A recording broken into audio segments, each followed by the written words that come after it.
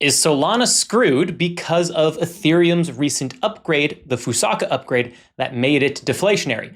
No, I don't think Solana is screwed. I think Solana is just fine. But in this one comparison of Ethereum now being deflationary with enough layer 2 activity and Solana being inflationary, as an investor, this is a category that tips in the favor of Ethereum. But we should probably be making our decisions on more than just one thing. But let's quickly talk about the current supply of Solana.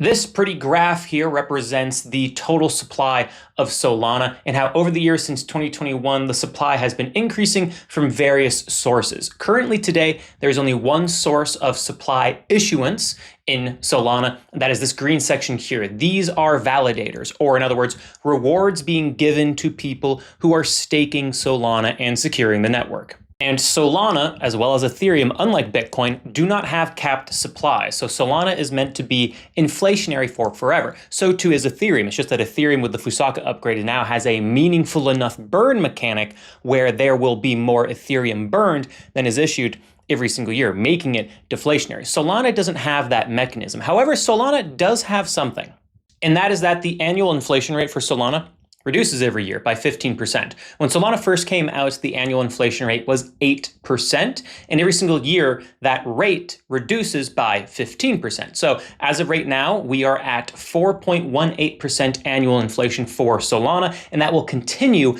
until it reaches 1.5%, which at current estimates are estimated to happen in 2032. However, there is a current proposal that is out called SIMD 0411 that if it is passed, that reduction, that 15% reduction, will be doubled to 30%, which would bring Solana to only 1.5% annual inflation rates instead of by 2032, by 2029. And because Solana does not have a burn mechanic, that means that Solana will be inflationary. It's actually not true to say Solana doesn't have a burn mechanic. It does. It's just now so negligible that it's basically not worth paying attention to. Because when SIMD 0096 passed in May of 2024, this removed the 50% fee from every transaction that was burned that pre-existed. It removed it and took all of those fees and gave them to validators, or in other words, as a reward to people who are staking and securing the network for Solana. So Solana used to have a burn mechanic, but it's pretty much been removed entirely.